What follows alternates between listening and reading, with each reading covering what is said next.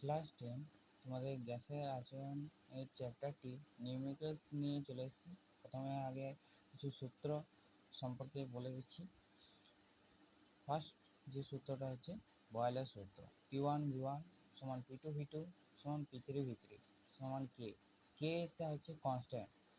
এর কনস্ট্যান্ট মানে তোমরা জানো, যাকে বাংলাতে বলা হয় ধ্রুবক। P1 হচ্ছে এখানে যেটা P1 সেটা হচ্ছে তোমার গ্যাসের চাপ, এটা প্রাথমিক গ্যাসের চাপ, আর এটা হচ্ছে অন্তিম গ্যাসের চাপ। আর V1 হচ্ছে প্রাথমিক গ্যাসের আয়তন এবং V2 হচ্ছে অন্তিম গ্যাসের আয়তন। এটাও তেমনি সেম। তাহলে এখানে যে সূত্রটা P1V1 সমান P2V2 এটা সমান কে, এটা হচ্ছে বয়েলের সূত্র। নেক্সট চার্লসের সূত্র। চার্লসের সূত্র হচ্ছে V1/T1 সমান V2/T2। এখানেও V1 মানে হচ্ছে প্রাথমিক আয়তন এবং T1 হচ্ছে প্রাথমিক উষ্ণতা, V2 হচ্ছে অন্তিম আয়তন এবং T2 হচ্ছে অন্তিম উষ্ণতা। 3 নম্বর হচ্ছে বয়েল ও চার্লসের সমন্বয় সূত্র। বয়েল ও চার্লসের সমন্বয় সূত্র হচ্ছে P1V1/T1 সমান P2V2/T2। বয়েল নেক্সট হচ্ছে বয়েল ও চার্লসের এবং অ্যাভোগাড্রোর সমন্বয় সূত্র, সেটা হচ্ছে পিভি সমান এনআরটি।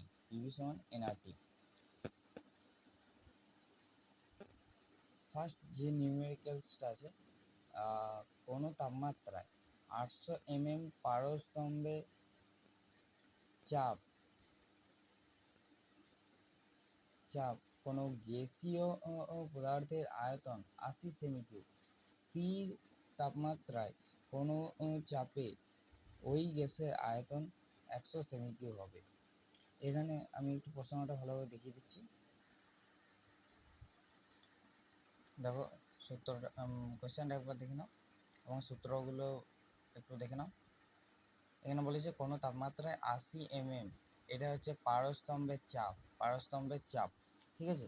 পারস্তম্ভের চাপে কোনো গ্যাসীয় পদার্থের আয়তন 80 সেমি কিউব, এটা আয়তন মানে প্রাথমিক আয়তন। স্থির তাপমাত্রায় আমরা জানি যে বয়েলের সূত্রে তাপমাত্রা কি থাকবে, স্থির থাকবে। বা এমনও প্রশ্ন আসতে পারে মানে হচ্ছে একই তাপমাত্রায়, বা বলতে পারে স্থির তাপমাত্রায় বা তাপমাত্রা স্থির রেখে বা স্থির তাপমাত্রা, এমনি প্রশ্ন আসতে পারে। এটা বয়েলের সূত্রে বলা হয়েছে, কারণ এখানে সরাসরি বলে দিয়েছে স্থির তাপমাত্রায়। প্রশ্নে কিন্তু বলা থাকবে না যে এটা বয়েলের সূত্র অনুসারে কাজে লাগাও বা চার্লসের সূত্র অনুসারে কাজে লাগাও। এখানে শুধু প্রশ্নে বলে থাকবে স্থির তাপমাত্রা বা স্থির চাপ। যদি চার্লসের সূত্র হয় তাহলে স্থির চাপে থাকবে। তাহলে এখানে স্থির তাপমাত্রায় আছে, স্থির তাপমাত্রায় কোনো চাপে ওই গ্যাসের আয়তন 100 সেমি কিউব হবে। এই যে 100 সেমি কিউব আয়তন, এটা V2 মানে অন্তিম আয়তন যেটা হচ্ছে। তাহলে আমরা বয়েলের সূত্র জানি যে P1V1 সমান P2V2 সমান কে।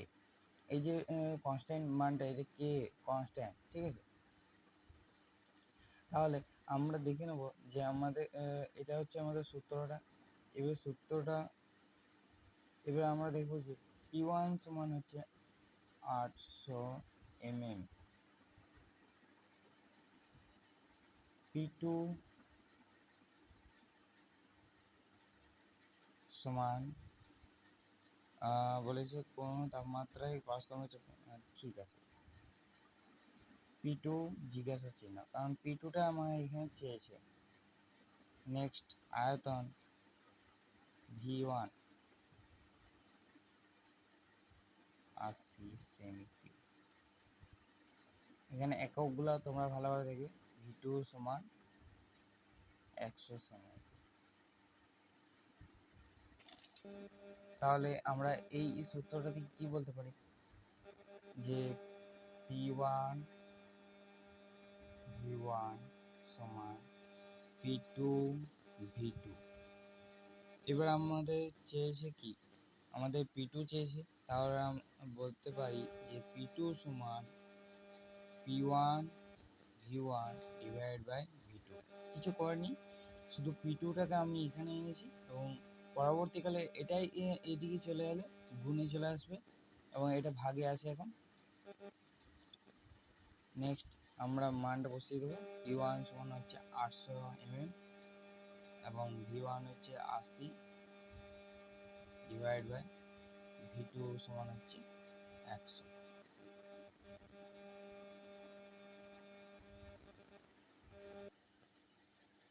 তাহলে 80 ইন্টু 8 640 mm, ঠিক আছে, 640 mm। এই জিটা দিতে ভুলে যায় না, ঠিক আছে, নাহলে কেটে দেবে। আমার এখানে পারস্তম্ভের চাপ বলেছে, ঠিক আছে, এখানে পারস্তম্ভের চাপ কথা বলা হয়েছে। নেক্সট যে 2 নম্বরের যে প্রশ্নটা আছে, সেখানে প্রশ্নটা বলছে 27 ডিগ্রি সেলসিয়াস উষ্ণতায়, আমি প্রশ্নটা ঠুকিনি, আমি তোমাদেরকে বলে দিচ্ছি প্রশ্নটা। 27 ডিগ্রি সেলসিয়াস উষ্ণতায় নির্দিষ্ট ভরের কোনো গ্যাসের আয়তন 500 সেমি কিউব স্থির চাপে, এখানে কথাটা উল্লেখ করা হয়েছে যে স্থির চাপে, আগে এর বলা হয়েছিল যে স্থির উষ্ণতায়, কিন্তু এখানে স্থির চাপে কথা বলা হয়েছে, তার মানে এখানে চার্লসের সূত্র খেটেছে, ঠিক আছে।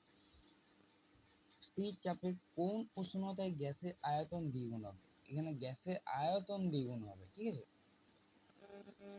মানে T1 সমান 27 ডিগ্রি সেলসিয়াস দেওয়া আছে, V1 সমান হচ্ছে 500 সেমি কিউব, 500 সেমি কিউব দেওয়া আছে, V2 সমান দুগুণ দেওয়া আছে, মানে প্রাথমিক যে আয়তনটা ছিল তার দ্বিগুণ হবে, ঠিক আছে, প্রাথমিক যে আয়তনটা ছিল তার দ্বিগুণ হবে। তাহলে আমাদেরকে স্থির চাপের কথা বলা হয়েছে, স্থির চাপে মানে চার্লসের সূত্র খাটবে, তাহলে চার্লসের সূত্রটাই হলো V1 বাই T1 সমান V2 বাই T2। অতএব আমাদের বার করতে হবে যে, তাহলে এই যে এখানে 27 ডিগ্রি সেলসিয়াস উষ্ণতা আছে, এটাকে আমরা ক্যালভিনে রূপান্তর করব, ঠিক আছে। তার সাথে মানে ক্যালভিনে রূপান্তর করার জন্য আমাদেরকে একে 273 ডিগ্রি সেলসিয়াস মানে 273 ক্যালভিন এর যোগ করতে হবে। যদি আমরা ডিগ্রিতে ক্যালভিনে যাই তাহলে 273 ক্যালভিন যোগ করতে হবে, আর যদি ক্যালভিন থেকে ডিগ্রিতে আসতে চাই তাহলে 273 মাইনাস করতে হবে, ঠিক আছে।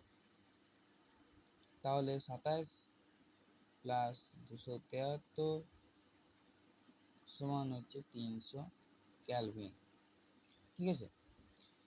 এখানে যে 2 ইন্টু V1 আছে, এখানে দেখো V1 এর মানটা হচ্ছে 500 সেমি কিউব, তাই 2 ইন্টু 500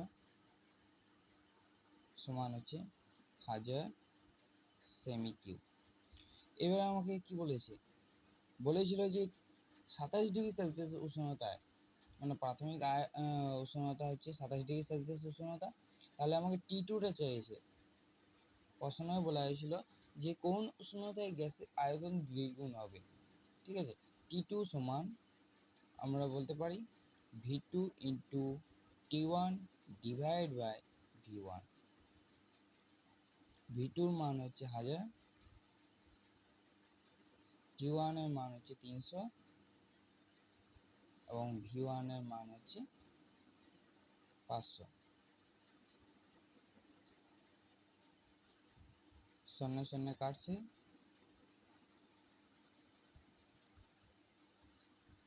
5 আছে 2 10 শূন্য, 205, 200 ইন্টু 3 সমান হচ্ছে 600। এখানে দেখো, এবারে তুমি এইখানে যে তাপমাত্রাটা আছে তুমি আগে এবারে করেছিলে ক্যালভিনে, তাহলে এখানেও উত্তরটা হবে ক্যালভিনে, ঠিক আছে। এটাকে যদি আমরা ডিগ্রি সেন্টিগ্রেডে আনতে চাই তাহলে 600 মাইনাস 273 সমান হচ্ছে 327 ডিগ্রি সেন্টিগ্রেড। ঠিক আছে। নেক্সট 3 নম্বরের কোশ্চেনটা যেটা আছে সেই কোশ্চেনটা আমি লিখে নিই, তোমাদেরকে আমি বলে দিচ্ছি। 30°C উষ্ণতায় এবং 108 সেমি পারস্তম্ভের চাপে একটি গ্যাসের আয়তন 256 সেমি কিউব। 0°C উষ্ণতায় এবং 76 সেমি পারস্তম্ভের চাপে ওই গ্যাসের আয়তন কত হবে? ঠিক আছে। তো আমাকে প্রথমে বলেছিল T1 সমান 30°C উষ্ণতা, P1 আছে 108 সেমি এইচজি, V1 সমান 256 সেমি কিউব, T2 হচ্ছে 0°C উষ্ণতা, P2 সমান হচ্ছে 76 সেমি এইচজি, V2 আমাকে চাইছে। ঠিক আছে, তাহলে এখানে দেখো P1 আছে, T1 আছে, কোনো তাপমাত্রা বা কোনো চাপ স্থির থাকছে না এখানে। ঠিক আছে, কোনো তাপমাত্রা বা চাপ স্থির থাকছে না, কারণ এখানে দুটো মানেই দেওয়া আছে। হয়তো আমরা এতক্ষণ আমরা জানতে পেরেছি যে স্থির তাপমাত্রা থাকবে বা স্থির চাপ থাকবে, কিন্তু এখানে দুটোই আছে। তাহলে সেহেতু এক্ষেত্রে বয়েল এবং চার্লসের সমন্বয়ে সূত্র খাটবে। ঠিক আছে, আর বয়েল ও চার্লসের সমন্বয় সূত্রটা কি? P1 V1 divide by T1 সমান P2 V2 divide by T2। ঠিক আছে, আমাকে V2 চেয়েছে।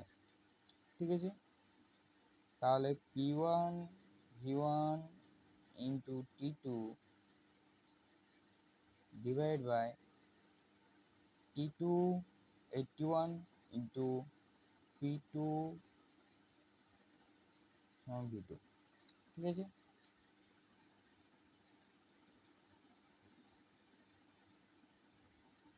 তাহলে এখানে V2 সমান P1 এর মান 108 ইন্টু V1 এর মান 256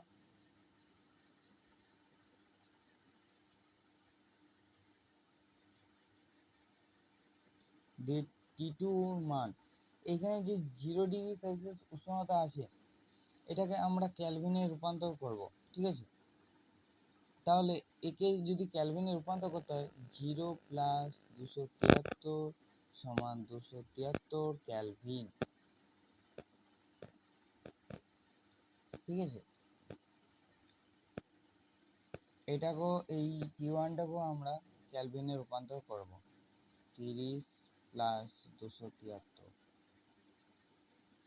সমান 303 ক্যালভিন। ওকে, তাহলে আমার T2টা চেয়েছে, T2টা আমার 273, সরি এখানে 273 হবে, 273 divide by T1 into P2। T1 হচ্ছে 303, P2 হচ্ছে 76।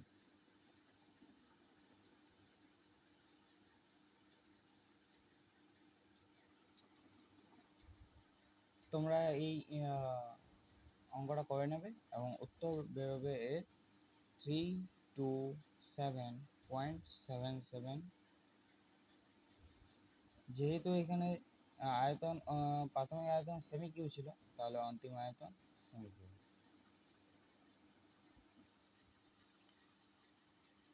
নেক্সট 4 নম্বর কোয়েশ্চেন।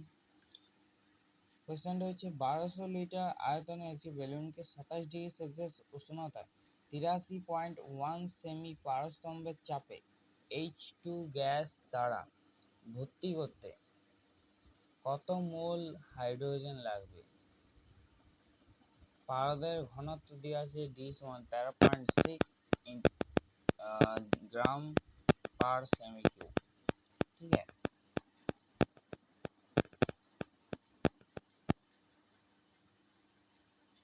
তাহলে V দিয়েছে আমার 1200 লিটার এবং T দিয়েছে 27°C উষ্ণতা এবং P দিয়েছে 83.1 সেমি এইচজি। তাহলে এই 1200 লিটার আছে, এই যে 1200 লিটার আছে, তাহলে এখানে আমার একটা সূত্র খাটবে, সেটা হচ্ছে বয়েল, চার্লস এবং অ্যাভোগাড্রো সমন্বয়ের সূত্র। সেটা হলো পিভি সমান এন আর টি, কারণ আমাকে বলেছিল কত মোল হাইড্রোজেন লাগবে, কত মোল হাইড্রোজেন লাগবে। তাহলে আমার এখানে পি আছে, ভি আছে, আর আছে। আরটা হলো যেটা সার্বজনীন গ্যাস দেবো, ঠিক আছে।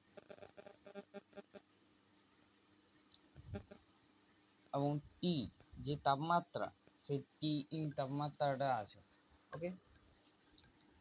এবারে আমাকে এন বার করতে হবে, তাহলে এন সমান PV by R T, sorry এটা বড় হাতে আর হবে, ঠিক আছে। পিভি সমান এন আর টি, তাহলে এন সমান PV by R T. P দেওয়া ছিল 83.1। এরপর যদি আমরা পারদের ঘনত্ব বার করতে চাই, ঘনত্ব দেওয়া ছিল ডি সমান আমার 13.6 গ্রাম পার সেমি কিউ দেওয়া ছিল। তাহলে 83.1 ইন্টু 13.6 ইন্টু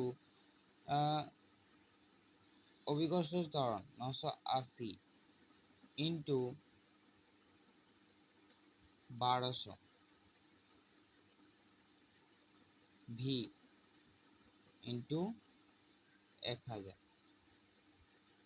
কারণ এই 1000টা আমরা কোথা থেকে পেলাম, আমাদের আয়তন ছিল সেমি কিউতে, ঠিক আছে। তাহলে আমাদের সেমি লিটার থেকে সেমি কিউ নিয়ে যেতে 1000 দিয়ে গুণ করতে হবে, তাই আমি এখানে 1000 দিয়ে গুণ করছি। ডিভাইড বাই আর ইন্টু আর এর মান 8.31 ইন্টু 10⁻⁷। তোমাকে আর এর মানগুলো মুখস্থ রাখতে হবে, ঠিক আছে। ইন্টু 300, টি 27°C, এটাকে 273 যোগ করলে 300 হচ্ছে 300 ক্যালভিন।